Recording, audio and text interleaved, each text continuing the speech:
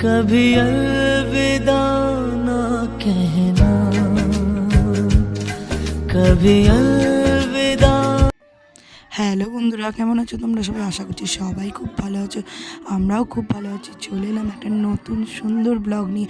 দিনটি ছিল হচ্ছে 8 মার্চ, আর এখানে আমার বন্ধুর হচ্ছে বিয়ে। তার আগের দিন আমি আর ভাই গেছিলাম আইবুড়ো ভাত খেতে। ছোটো ছোটো মুহূর্ত তোমাদের সাথে নিয়ে এসেছি শেয়ার করব বলে। প্লিজ তোমরা দেখতে থাকো, হোপফুলি ব্লগটা তোমাদের খুব ভালো লাগবে। তো এখানে রিয়াঙ্কার শাখা পড়ানো চলছে, তো তোমরা ওকে এর আগে আমার ব্লগে অনেকবারই দেখেছো। তো আজকে ওর বিয়ে, ও যেন জীবনে খুব সুখী হয় এই কামনাই করি।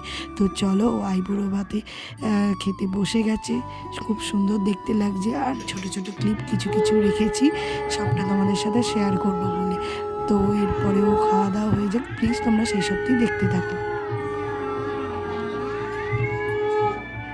এটা হলো তার পরের দিন 9 মার্চ, গায়ে হলুদ জন্য বেরিয়ে পড়েছি আমি আর পুপু এখানে রেডি হয়ে। আর সুন্দর ওয়েদার মজা নিতে নিতে যাচ্ছিলো। একটু গরম ছিল কিন্তু একটু মেঘলা ওয়েদার ছিল। তারপরে একদম চলে এসেছি, আর ওর এখানে হচ্ছে গায়ে হলুদ। তো কি সুন্দর লাগছে, সবকটা মুহূর্ত তোমাদের সাথে শেয়ার করছি। আর চলো দেখে নিই।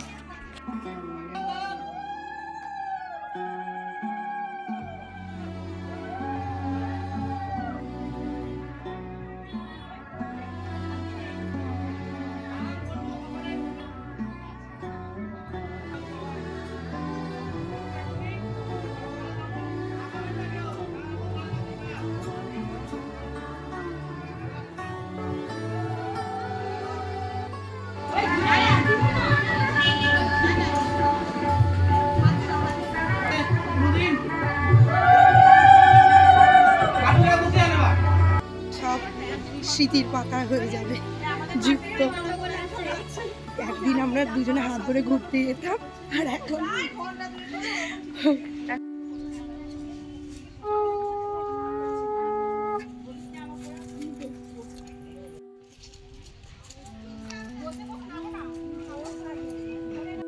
ছোট ছোট সমস্ত মুহূর্ত তোমাদের সাথে শেয়ার করলাম। এবার হলো সন্ধেবেলা, আমি একদম রেডি হয়ে গেছি। তো এখানে একটুখানি ক্যামেরা নিয়ে নিজেকে দেখে নিচ্ছিলাম। তো তারপরেই আমি আর পুপু আগে চলে গেছি, মা আর ভাবি পরে এসেছিলো। তো এখানে আমি আর পুপু বসে আছি, খুব গরম লাগছিল বলে দুজনে মিলে বসে বসে খুব গল্প করছি। তো চলো দেখতে থাকো।